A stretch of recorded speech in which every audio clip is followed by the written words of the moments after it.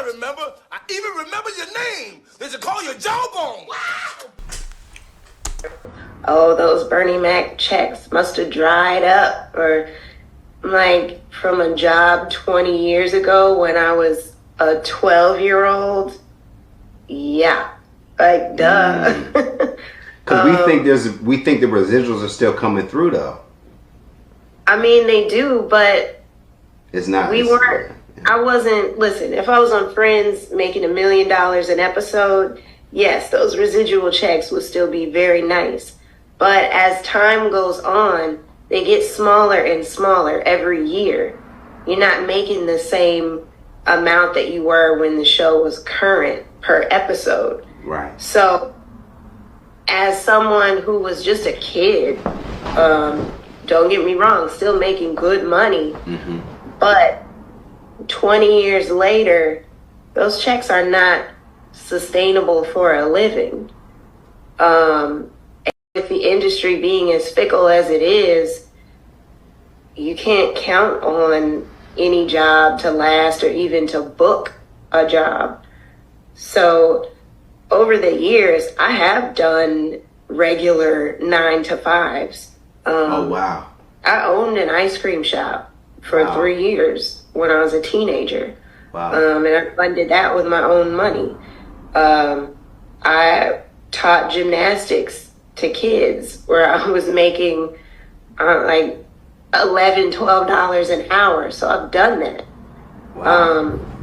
But if I can find a way to make enough to buy a home from the comfort and safety of my own living room, why wouldn't I do that?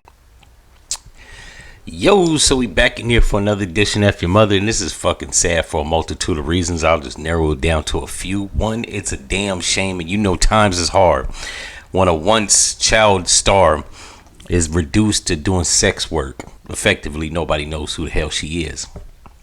Second of all, this shows the lack of bright ideals. Now, y'all have seen me on other episodes where I say, if you do sex work, you ain't got a bright idea in your head. Now, I don't knock the street or the stroll or sex work, but OnlyFans ain't sex work. This is goofy hoes showing their pussy from the comforts of their own crib for nigga pennies, right?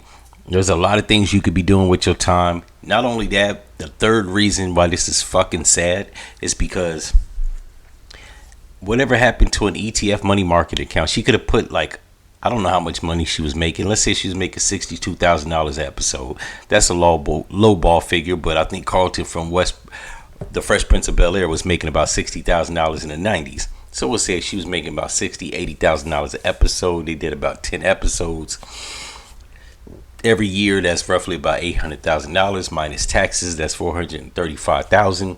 She could have took $100,000 and put that into an ETF money market account that could have generated 6 to 9% interest annually, right? On $100,000, that's $90,000. If my memory serves me, my bad. Yeah, there's $100,000 is about $9,000 times 20. That'd have been a nice chunk of change. And the show was on the air for, I want to say 5 years. So she literally could have generated a decent living.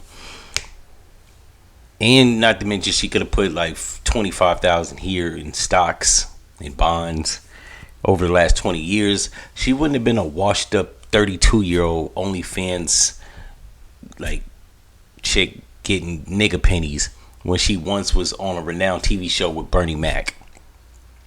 Like, this is fucking sad. This is what happens when you stupid, your parents stupid, you got the internet and Google in your fucking pocket. And it's not like she said she had an ice cream shop when she was a teenager. So it's not like she ran out of money by the time she was 23. And the internet was prevalent. Like, you could have Googled what to do with at least $50,000.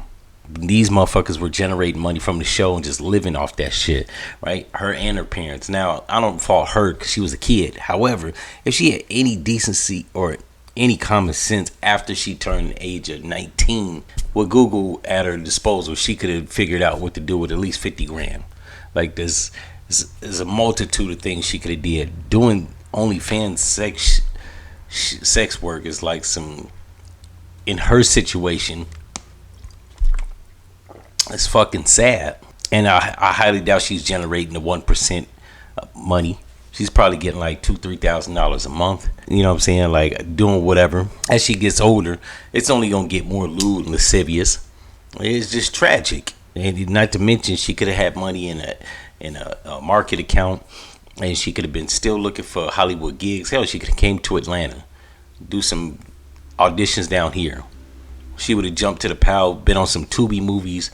The rest would have been history. But this is what happens when you got like no financial literacy, no education of any sorts, and nobody around you that knows shit. You reduced to doing nigga shit. Any event, if you like this episode, you know what to do, and I'm out. No one's